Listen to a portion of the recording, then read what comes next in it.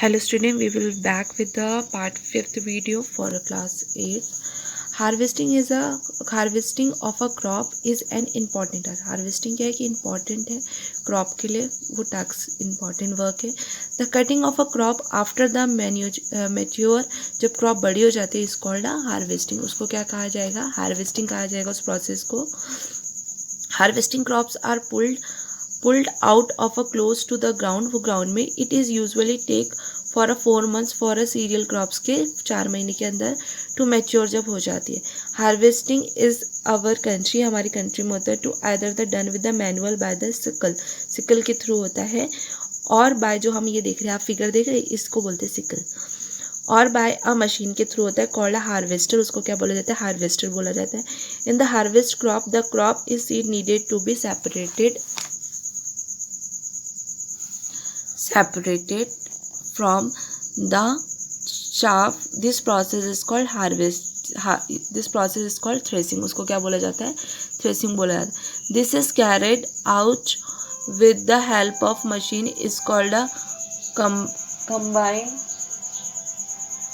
combine, which in fact of harvesting as well as thresher. Farmers with the small holding of a land done to the separation of a grain and a chaff winnowing. You have already studied in a classics. आप classics में already पढ़ चुके हैं.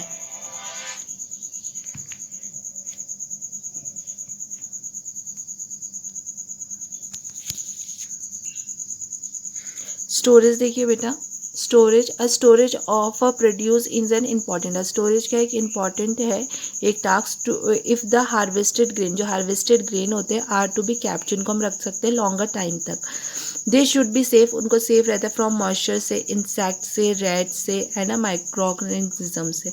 Harvested grain have the more moisture, उनको मोर moisture रहता है. If a freshly harvested grain seed in a store without drawing, they may be get spoiled or attacked by the organism, making them unfit or a use of germination. Hence, before the storing them, the grains are properly dried in the sun to reduce the moisture को reduce करते हैं.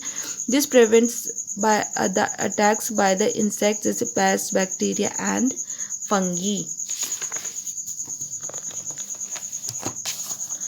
Farmer store grains in a jute bags, वो jute bags में रखते हैं, metallic bins में रखते हैं.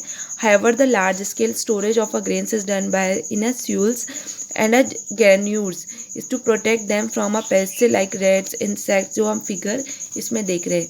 1.10b storage of a grains, granules bags of a grains.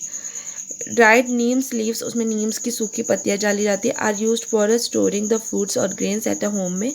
For storing a large quantities of a grains in a big godowns में specific chemicals treatments and required to protect them from a pest and micro organisms. फिर देखिए, after the completing this, ये table आपको खुद complete करना है. We must have to see that's the like plants, animal also provide us with the different kinds of food.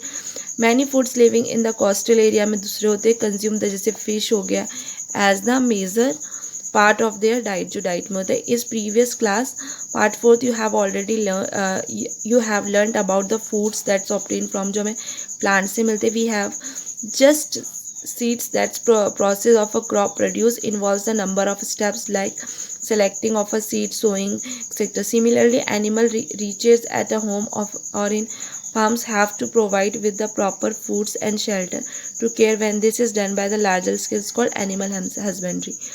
Thank you, students.